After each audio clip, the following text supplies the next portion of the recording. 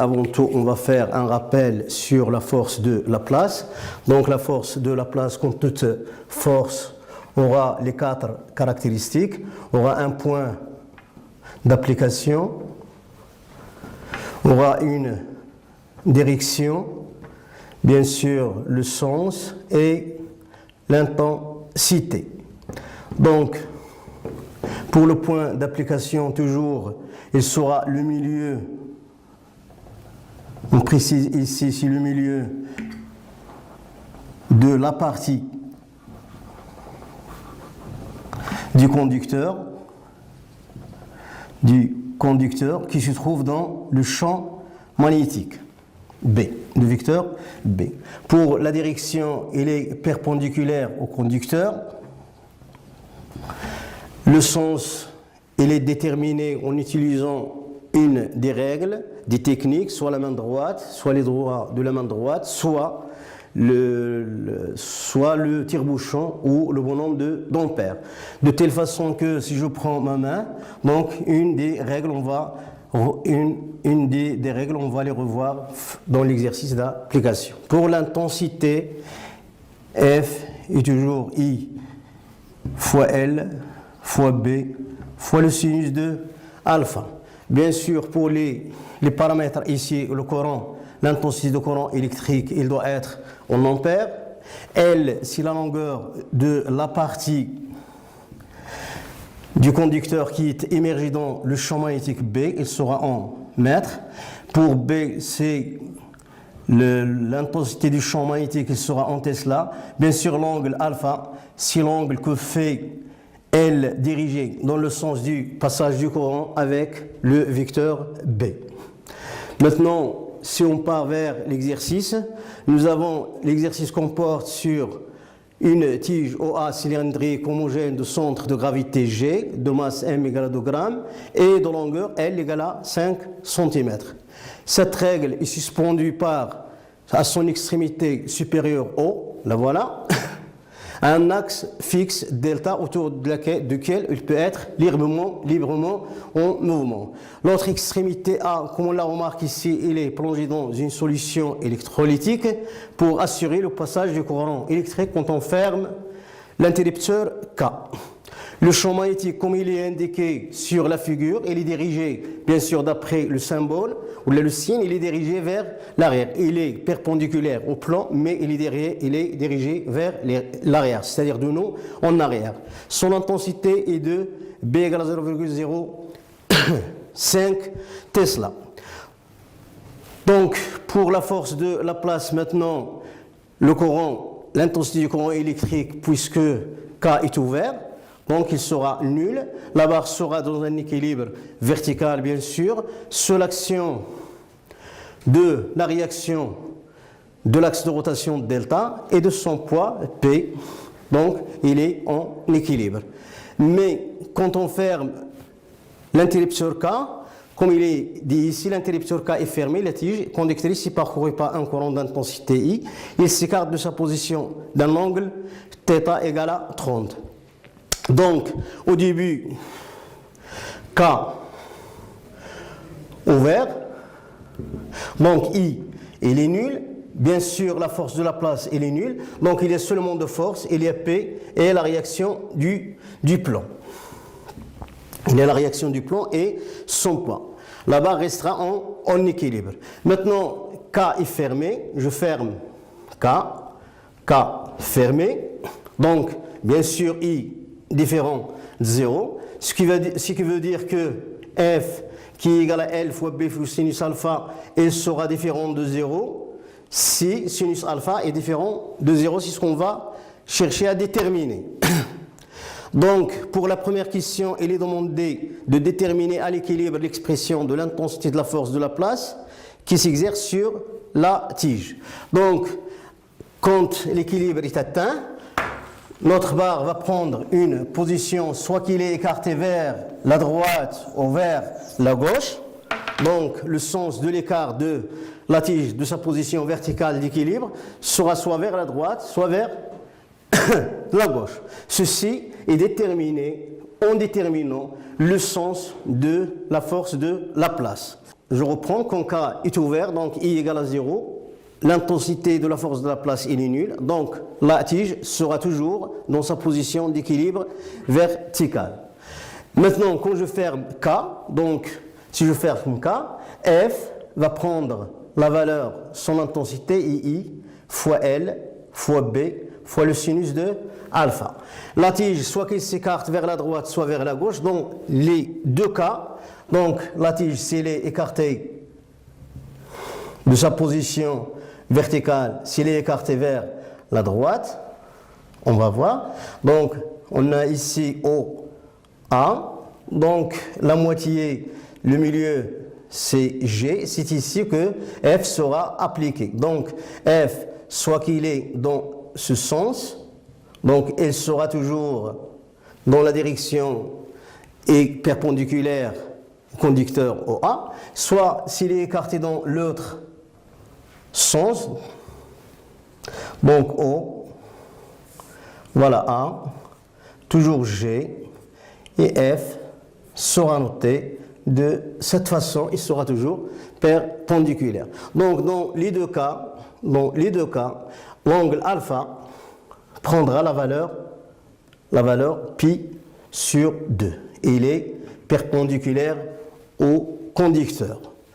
Si je fais une application numérique, donc l'expression la voilà, donc le sinus de alpha, il va prendre la valeur 1 et F deviendra I fois L fois B. Dans la deuxième question, représentez sur la figure la valeur, le vecteur force de la place qui s'exerce sur la tige conductrice.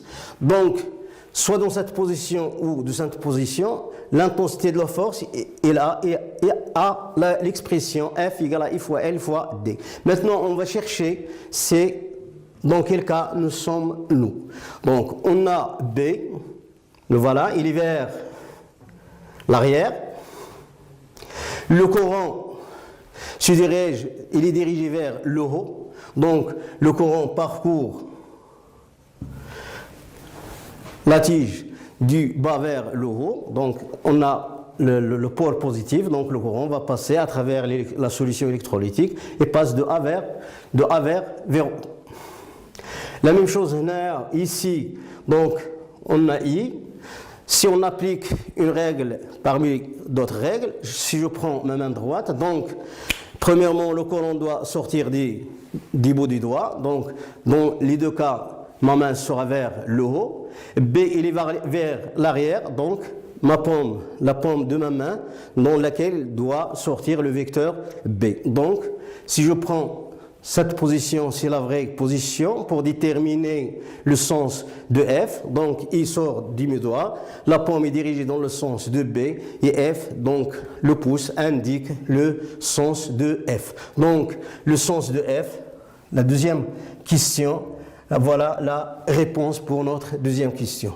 Donc, si je prends le bonhomme d'ampère, le bonhomme d'ampère sera traversé par le courant du pied vers la tête, donc dans ce sens. Il regarde B, donc il va regarder derrière nous, derrière le tableau plutôt. Donc avec sa main gauche, il va indiquer le sens de F qui sera ce sens.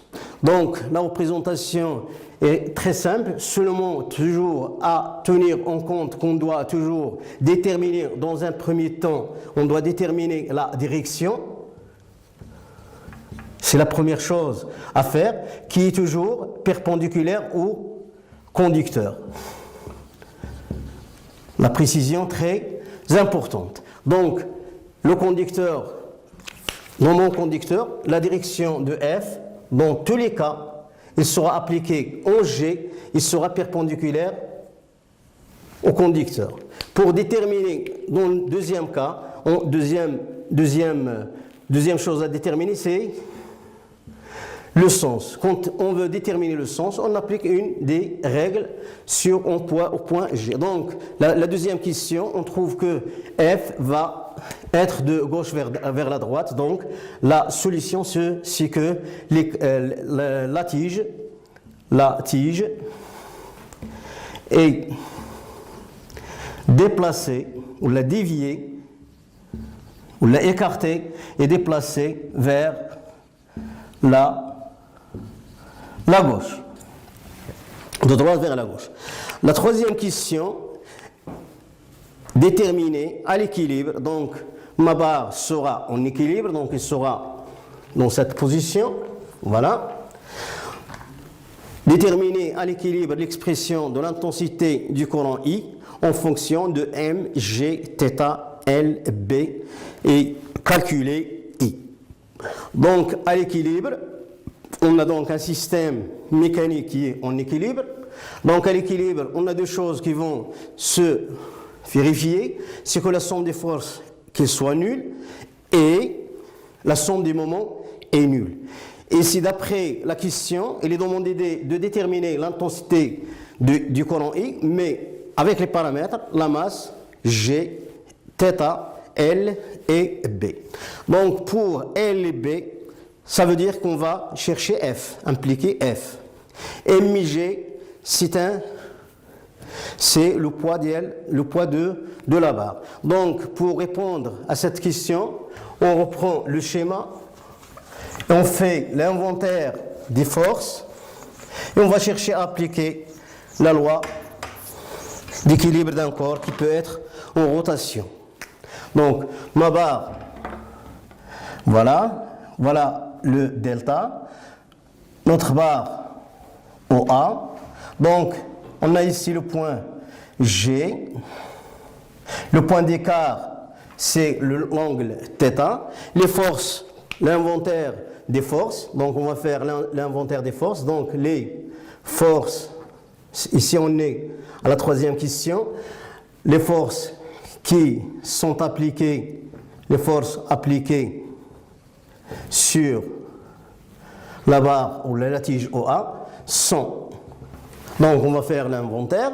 Tout d'abord on a la barre a un poids, donc voilà P est toujours vertical à partir de G, il est vertical et vers le bas. F, on l'a déjà déterminé, il est perpendiculaire à la barre. L'angle d'écart est θ. Donc on a les forces, on a déjà représenté ces forces, donc on a P et F. Maintenant, on va appliquer la somme des moments. Donc, pour appliquer la somme des moments qui sera nulle, puisque notre barre sera en équilibre, on va choisir un sens qu'on considérera positif, par exemple, ce sens, l'autre sens, ça va changer rien. Donc, dans ce sens, le moment de F par rapport à delta, donc F, il va faire tourner la barre dans le sens positif, donc c'est un moment, bien sûr, c'est un moment positif. Et il est égal à F fois D, par exemple. Avec D, c'est la distance qui sépare F et l'axe de rotation delta qui passe en haut. Donc la distance, c'est L sur 2. Donc F, le moment de F, c'est F fois L sur 2, c'est-à-dire sur la distance OA sur 2. Le moment de P, on va le déterminer de la même façon, mais on remarque ici que P, il souhaitera faire tourner la barre dans le sens opposé au sens positif, donc c'est un moment négatif, donc c'est moins, l'intensité de F, c'est M fois G, la distance qui sépare P, la droite d'action de P est delta, on va la noter D', je la cherche ici, donc je vais ici la parallèle, donc la distance c'est, voilà la distance D', les deux droites sont la position d'équilibre initial, il est vertical, P il est vertical, donc cet angle c'est le même angle qu'on a ici, donc c'est θ.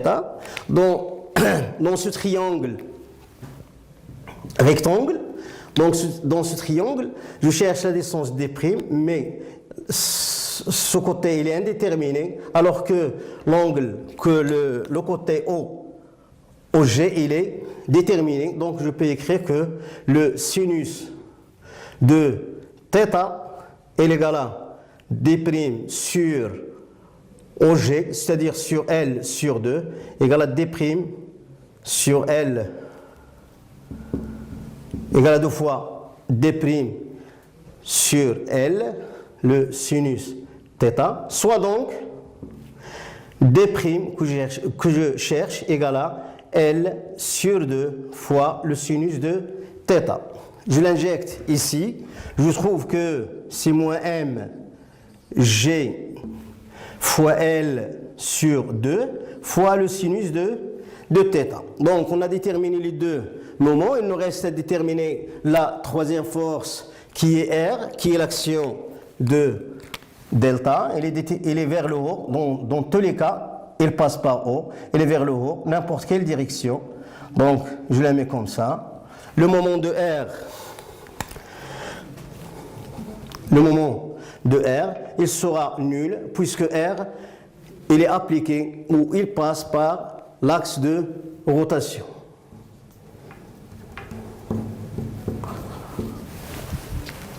Donc la somme du moment sera nulle. Donc la barre est en équilibre. Donc le moment de P plus le moment de F plus le moment de R égale à 0, toujours par rapport à le même axe delta, il est nul. Donc je remplace chaque moment par son expression. Donc le moment de F, c'est F fois L sur 2, moins mg fois L sur 2, fois le sinus de θ, plus 1, 0, le T égale à 0, soit donc F égale à m g sinus θ. La question on a demandé dans la question 3 de déterminer l'intensité du courant électrique. Donc l'intensité du courant électrique, il est interne à l'expression de F. On a déjà vu dans la première question, et on a F qui est égal à I fois L fois B dans la première question. Donc je remplace cette expression, je remplace F par IL fois B.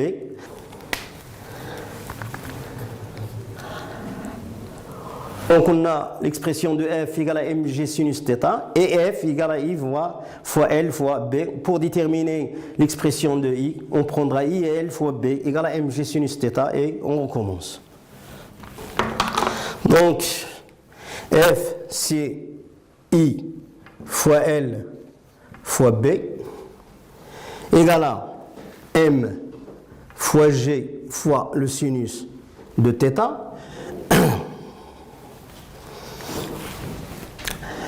Soit donc I égale à M G sinus θ, le tout sur L fois B. On peut même vérifier ici là l'homogénéité de cette équation en faisant une analyse dimensionnelle. On passe à l'application numérique, puisqu'il est demandé de calculer. Dans l'expression, on a M, IG, le θ c'est un sinus de θ, et L est B. L'application numérique, je prends M, c'est 2 grammes. G 10 newtons kilogramme moins 1. Le θ, le L a une valeur de 5 cm, puis le B de valeur, je crois, 0,05 Tesla. Θ, bien sûr, c'est 30 degrés et sinus θ, il prendra la valeur de 0,5. Ici, on va convertir les unités, toujours La masse, il est en grammes. G, il contient l'unité newton par kilogramme, donc il est 1 kilogramme. Donc, forcément, on doit écrire la masse en kilogrammes. C'est 10 à la puissance moins 3 kilogrammes fois 2. L, il est en centimètres. L'unité du système international, c'est le mètre. Donc, je prends 10 à la puissance moins 2 mètres. Le B, il est en 0,5 Tesla, ça restera comme ça, donc je reviens et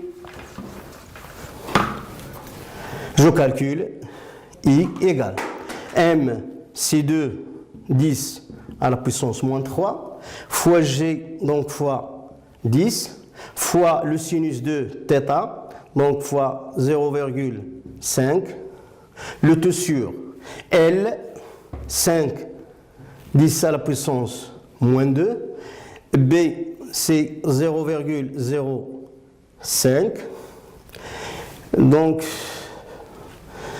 c'est, je crois, avec une simplification de 10, 6, 5, 10, ça s'en va, donc 10 à la puissance moins 1, 10 à la puissance moins 2, donc si 25 c'est 4,